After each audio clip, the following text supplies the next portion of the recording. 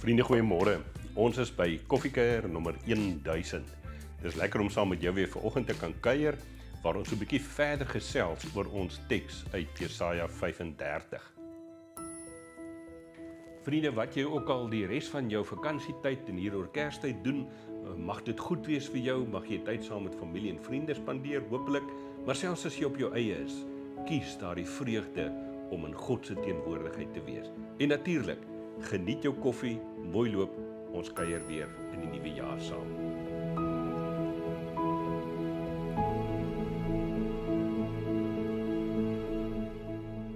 Op die oomblik is ons in die NG Gemeente Kogelberg, vroeër jare bekend as Kleinmond. Ons het die naam verander toe ons hier gekom het, om die groter geografiese area in te sluit.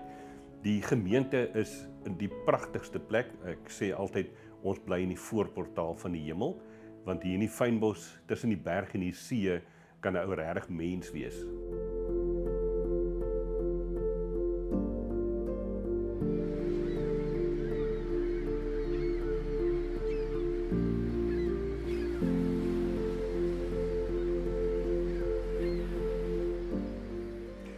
Want dit begin in 2020 met lockdown tyd, daar met COVID, wat ons in Pretoria daai tyd nog in die gemeente was, en ek het net besluit ons moet op een of ander manier met ons lidmate kontak hou, en een van my gemeentejaar studente het daai tyd vir my gesê, maar hoekom neem jy elke dag 'n video op en stuur dit uit nie? En dis waar dit begin het. Aanvanklik het ek letterlik elke dag van die week koffiekuier opgeneem. Dit was eers elke dag van die week, toe ons het oorgeskakel net weksdae, nie naweke nie, en later toe ek in Port Elizabeth was, het ons dit begin skuif net na 2 keer 'n week, Dinsdae en Vrydag. Koffiekuiers het vir my baie meer beteken as vir enige iemand wat anders wat daarna gekyk het.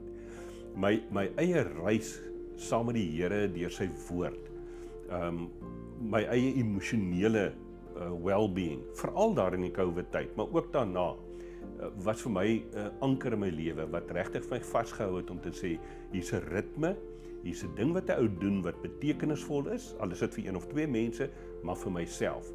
En ek onthou toe ons in die kweekskool was, het een van ons dosente gesê, meneere, julle moet vir julle eie teologie ontwikkel, en ek het nogal gedink, wel, Willie Jonker, jy kan dit sê, maar hoe kan ek nou so iets doen? En ek moet regtig vir jou sê, die laaste klompie jare wat ou hierdeur ontwikkel jy jou eie teologie, jou eie denke, op 'n manier oor wie God is en hoe hy baie persoonlik betrokke is by jou lewe.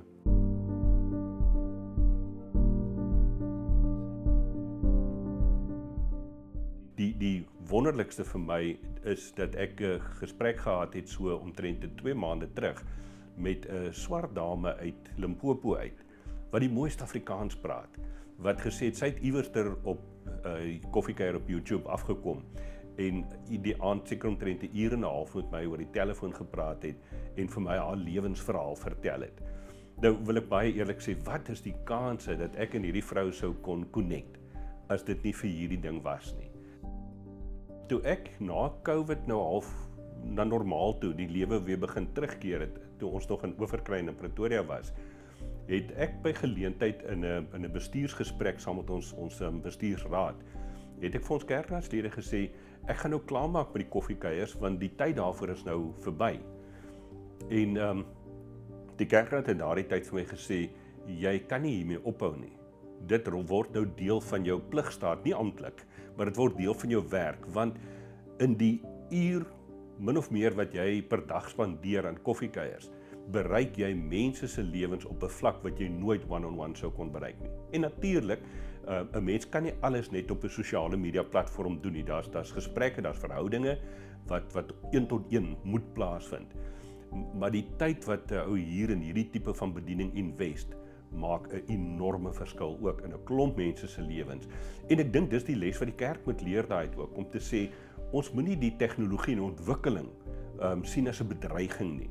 Ons moet dit eerder embrace en sê, hoe kan ons dit gebruik om nog steeds die goeie nuus van Jesus Christus uit te dra die wêreld in.